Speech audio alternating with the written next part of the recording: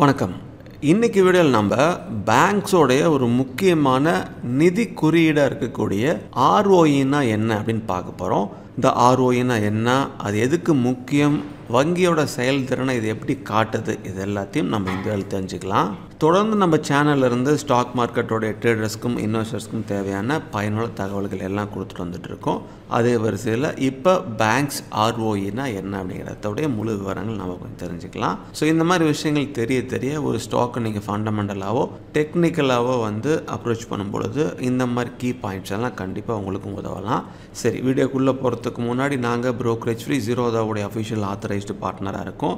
ஜீரோதாவோட வெப்சைட்டில் எங்களோட தமிழ்நாடு பிரான்ச்சஸ் எங்கெல்லாம் இருக்குது அப்படிங்கிறத லிஸ்ட் பண்ணியிருப்பாங்க. நீங்கள் புதுசாக ஜீரோதாவில் அக்கௌண்ட் ஓப்பன் பண்ணாலோ, ஜீரோதாவில் ஆல்ரெடி அக்கௌண்ட் வச்சுருந்து உங்கள் ஃப்ரெண்ட்ஸ் ரெஃபர் பண்ண நினச்சிருந்தாலோ எங்களை நீங்கள் தாராளமாக காண்டாக்ட் பண்ணலாம்.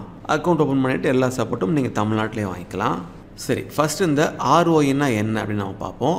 ஆர்ஓஇ அப்படின்னா ரிட்டர்ன் ஆன் அசெட் அப்படின்னு சொல்லுவாங்க. இது அதோட விளக்கம்.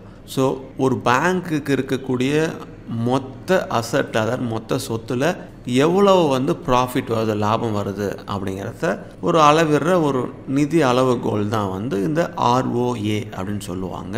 ஒரு எக்ஸாம்பிளோட சொல்லணும் அப்படின்னா, ஒரு பேங்க்குக்கு எக்ஸாம்பிளுக்கு ஒரு 100 ரூபா சொத்து இருக்குது அப்படின்னா அந்த சொத்தால் எவ்வளோ லாபம் வருது அப்படிங்கிறத அளவிடக்கூடிய ஒரு அளவுகோல் தான் இந்த ஆர்ஓஏ, ரிட்டர்ன் ஆன் அசெட்ஸ் அப்படின்னு சொல்லுவாங்க.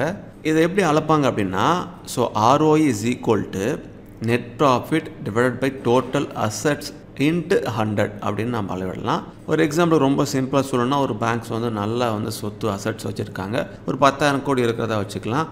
அதில் அவங்க அந்த 10,000 கோடியிலேருந்து ஒரு 100 கோடி நிகர லாபம் அதுக்கு வருது அப்படின்னா, ஸோ அதோடைய ஆர்ஓஏ 100 டிவைடட் பை 10,000 வச்சோம் அப்படின்னா 1% ஆகும். ஸோ இப்படி தான் அதை நம்ம கணக்கிடணும்.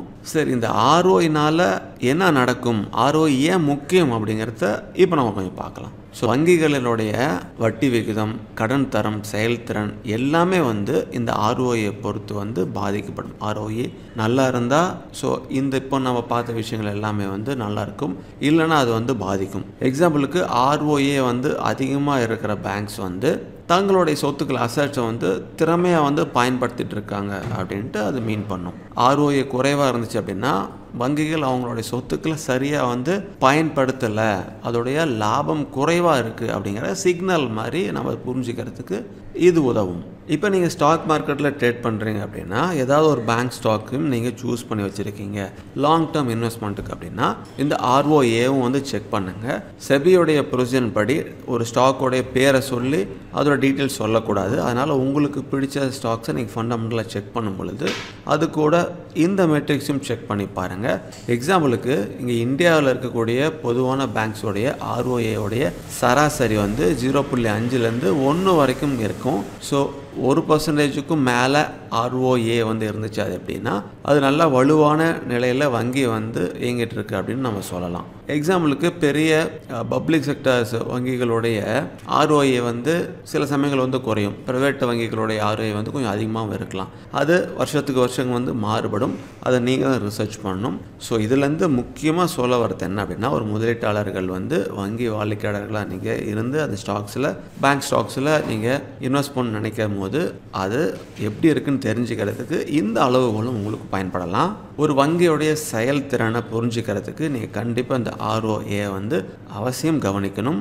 இப்போ டேட்டா பாயிண்ட்ஸ் படி பேங்க்ஸ் ஆர்ஓஏவுடைய நார்மல் ரேஞ்சு 1 to 2 அப்படி இருக்குன்னு பார்த்தோம். ஸோ 1 to 2 ஆர்ஓஏ இருந்துச்சு அப்படின்னா, ஸோ அங்கே அது இப்போ என்ன ஸ்டேஜில் இருக்கோ அது கண்டினியூ ஆகும் அப்படின்னு அர்த்தம். அது அதிகமானுச்சு அப்படின்னா அது புல்லிஷாக இருக்கலாம், நல்லா மேலே போக வாய்ப்புகள் இருக்குது லாங் டேர்முக்கு அப்படிங்கிறத மீன் பண்ணுறத இந்த அளவுகள் சொல்லும். ஸோ 1க்கும் கீழே ஆர்ஓஏ இருந்துச்சு அப்படின்னா இப்போதைக்கு அது புல்லிஷில் இல்லை, லாங் டேர்முக்கும் கொஞ்சம் செக் பண்ணும் அப்படின்னு அர்த்தம். ஸோ ஆர்ஓஏ இன்க்ரீஸ் ஆனிச்சு அப்படின்னா அது கூட சேர்ந்து மீடியம் டு லாங் டேர்முக்கு இதையும் நம்ம செக் பண்ணிட்டு அதில் இன்வெஸ்ட் பண்ணலாம். இது 0.5லேருந்து 0.75 1 அப்படி மாறுனுச்சு அப்படின்னா அது அப்படியே தொடர்ந்து இன்க்ரீஸ் ஆகிட்டு இருக்குன்னு அர்த்தம். ஒரு பேங்க் ஸ்டாக்ஸில் நீங்கள் இன்வெஸ்ட் பண்ணும் பொழுது அது எப்படி இருக்குன்னு தெரிஞ்சுக்க ROI மெட்ரிக்ஸும் சேர்த்து செக் பண்ணுங்கள். ஆனால் இதை வச்சு மட்டுமே நம்ம லாங் டேர்முக்கு முதல் பண்ணிடலாம்னு நினைக்கக்கூடாது. இது ஒரு சிறிய அளவுகள் மட்டும்தான்.